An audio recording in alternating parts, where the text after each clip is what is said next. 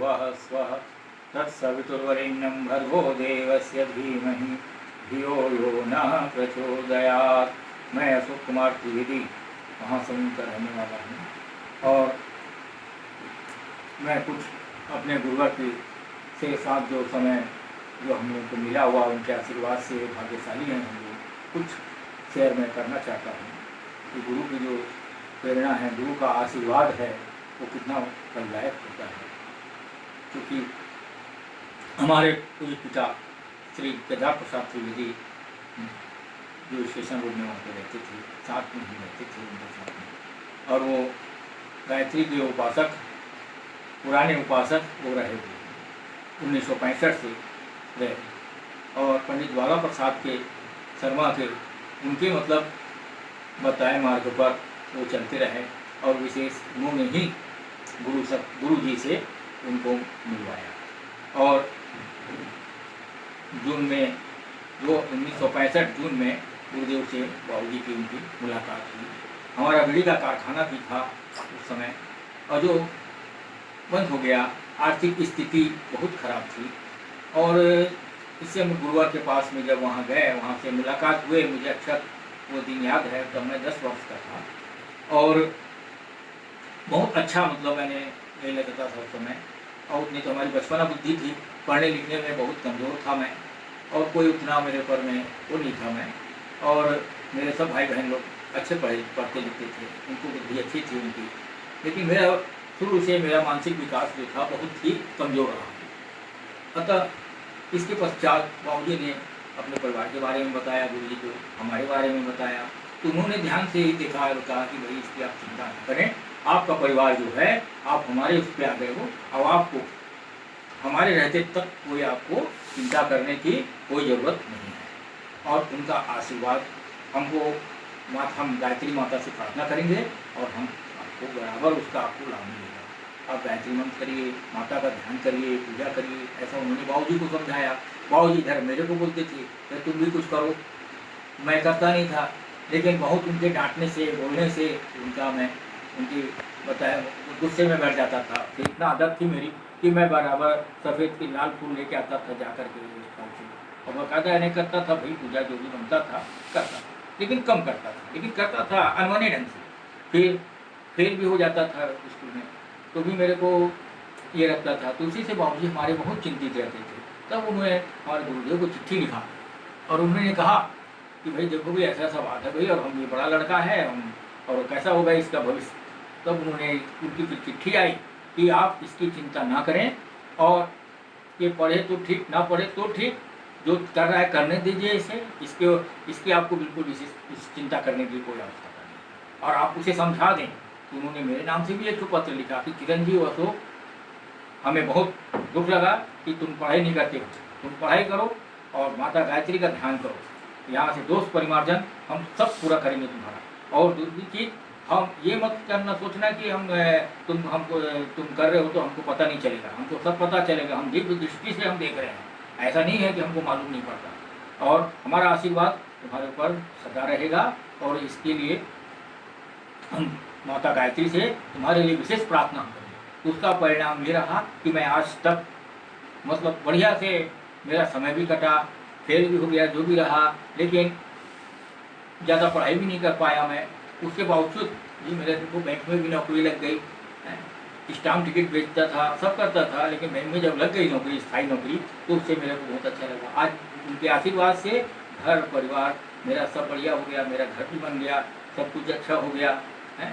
और इससे हमें जो भी इस मार्ग में रहा है उसको सफलता ही मिला है और गुरु का आशीर्वाद आज भी है। अभी जैसे कुछ भी परेशानी होती है तो जैसे गुरुदेव कहते हैं ना, भाई मैं स्वप्न में आऊँगा, मैं आपको रास्ता दिखाऊंगा, मैं आपको सब बताऊंगा। आपको जब 80 में जब गुरुदेव का जब वो गए वो हैं, तो उनका ये उपदेश था। तो उनकी आज भी हमें उनकी छाया हमको नज़र आती जब हम किसी भी परिस्थितियों में हम गुजरते हैं। आज इसके पश्चात उन्होंने कहा कोई तेरा हो या ना हो, मैं तो हूँ। इसलिए कभी ज्वाला महाराज आते हैं, कभी गुरुदेव आते हैं, कभी हमारे पिता आते हैं, इनका तीनों का हमें उनका सानिध्य जो है मिल रहा है। और गायत्री मंत्र में ऐसी चीज़ है कि माले में जो 108 दाने होते हैं, उसमें क्या होता है कि 107 दाना जो है वो गुरु ले लेते हैं और 1 दाना जो है वो अपने को देते हैं। वो जब आप कोई ऐसी विपत्ति में रहते हैं ना, तब वो खर्च करते हैं। लोग ही अब तुम्हारा जैसे कोई परेशानी है, जैसे कोई बच्चा खेल रहा है, अचानक गिरता है तो हम लोग कहते हैं अरे कौन है, तो ऐसे उनके ऊपर में नज़र पड़ता है, जैसे अभी सीरियलों में दिखाता है, साईं बाबा में दिखाता है जो चल रहे हैं, उनको कैसा पता लग जाए, वो वहाँ पे किसी न किसी रूप से पहुँचते हैं। अभी एक बहुत बढ़िया एक तो घटना बता रहा हूँ। हमारे घर में हमारे गुरुदेव 3 बार आए और घर में किराने की दुकान थी। एक एक डिब्बे को उन्होंने खोला, देखा भाई अरे इसमें तो कुछ नहीं है। तो एक क्या था, हमारी किराने की दुकान थी, तो हम लोग क्या है कि गुड़ लेके आते थे पहले, तो गुड़ भर था उसमें, तो गुड़ खाए और बोले अरे इनके बेचारे की बहुत स्थिति सही नहीं है। अब फिर वहाँ पे पूजा के कमरा में गए, वहाँ हमने दर्पण का जो फूल होता है ना, वो हम फोटो में लगाए थे, बहुत अच्छे सुंदर तरीके से खिले हुए थे। और गुरुदेव बोले, अब जैसा हमारे बाबूजी ने आरती शुरू किया तो उन्होंने बोले हम जय गुरुदेव गुरुदेव जय। अरे बस बेटा मैं आ गया ना, अब काहे कुछ चिंता करता है, अब तेरे सारे दुख खत्म, तू बिल्कुल चिंता मत कर। तो बाबूजी ने कहीं से जुगाड़ करके 51 रुपये की व्यवस्था की। तो उन्होंने देखा अरे ये क्या है, इतना नहीं है, बताया उस समय उनको शायद 50-54 रुपया उनको मिलते थे, शायद बावन दाऊ के यहाँ कुछ का उनका खाता बही का वो काम करते थे। तो 1 रुपया उन्होंने लिया, बोले बाकी ये हमारा प्रसाद है, आप इसे अपना ही लगाओ। घर में हमारे यहाँ नींबू का पेड़ था, जिसमें उसको भी बताया बाबूजी ये देखो भाई, पूरा घर को घूमे भाई गुरुदेव ने आए। उसके बाद बोले इसमें देखो सेम लगा हुआ, तो गुरुदेव हंस के बोले अरे क्या यार केदार प्रसाद, तुमने तो इसमें सेम लगा दिया यार नींबू में। बोले क्या बताएं गुरुदेव, ये तो फल ही नहीं रहा है, तो 10-12 साल हो गए, नहीं फलेगा। उसके बाद में वो फलना चालू हुआ और हमारे घर की आर्थिक स्थितियाँ बहुत खराब थी, इतनी खराब थी कि हम लोग किसी एक आदमी के भरोसे में थे, उनकी ऐसी कृपा थी तो आदमी हमें बराबर मदद करता था। पर ऐसा समय आया, वो भी मतलब मैंने उससे भी हम लोग मुक्त हुए और हमारा बैंक का नौकरी लगा, हमारी शादी ब्याह हुई, सब कुछ हुए हमारे। और समय का तकाजा यही था कि हमको भी वहाँ से भी हटना पड़ा, और हटने के बाद में भी आज उनकी छाया गुरुदेव की हम पर बनी हुई है। और अभी 15 मार्च के अभी उनका अभी एक तो ऐसी भी पारिवारिक स्थितियाँ कुछ तो ठीक नहीं रहती है, उस बीच में हमारा कहीं भी भाइयों से हो किसी से भी हो आना जाना नहीं था, अभी भी उतना नहीं है, फिर भी हम अकेले भी पड़ गए, फिर भी उनकी छाया उनकी पड़ी रही हमारे ऊपर। और एक 15 तारीख की मैं विशेष घटना आपको याद दिला रहा हूँ, मैं बता रहा हूँ मैं कि भाई उस दिन मेरे को सवेरे के समय ज्वाला महाराज गुरुदेव को लेके आए। मेरी तबीयत कुछ खराब थी और उस दिन मेरा जन्मदिन था, और अंदर आए हैं तो महाराज बता रहे, इशारा किए कि देखो मैं इनको ले आया हूँ गुरुदेव। तो गुरु क्या है कि मैं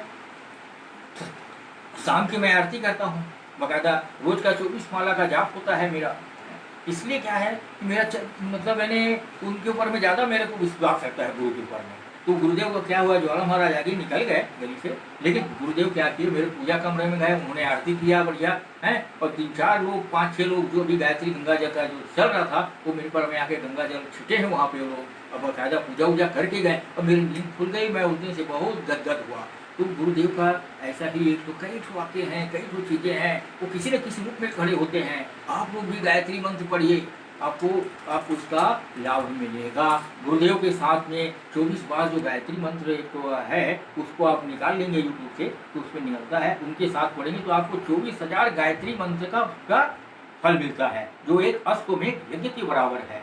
आपको बहुत ही इसमें इसका लाभ प्राप्त होगा, क्योंकि स्वतः उदाहरण तो मैं स्वयं हूँ। मेरे आर्थिक स्थितियाँ इतनी खराब थी, हमारे पिताजी की इतनी खराब थी, आज सभी संपन्न हैं। आज वो नहीं है पिताजी हमारे, माँ अभी है हमारी, लेकिन उनकी भी अभी स्वास्थ्य अभी नरम गरम चल रहा है, वो भी 80-85 साल की भी हो गई हैं अभी, लेकिन अभी वो बहनों के यहाँ भी रहती हैं वो, लेकिन वो भी अभी सही हैं, अभी है अभी माँ हमारी। और इसलिए उनको भी आज कुछ कर्म के, कुछ भाग्य के, कुछ अपने दोष रहते हैं, जिसको हर इंसान को भोगना पड़ता है। हमको भी भोगना पड़ा, हमारे पिता को भोगना पड़ा। तो पिताजी को गुरुदेव ने ही कहा था कि तुम्हारे जो पूर्व जन्म के जो प्रारब्ध हैं वो बहुत खराब हैं, इसके कारण आपको ये सब कष्ट मिले हैं। और पिताजी भी हमारे 5.25 लाख का अनुष्ठान किए उन्होंने, 111 माला पर डे करते थे वो 6 माह तक, उनकी ऐसी शक्ति उनको मिली, उनका भी उद्धार हुआ, वो भी मतलब बढ़िया से होगा। बस इतना मैं कहना चाहता हूँ, और इतना मैं कहने के बाद अपनी वाणी को मैं अब विराम देता हूँ, और आप लोग भी गायत्री मंत्र का जाप करें। ओम शांति।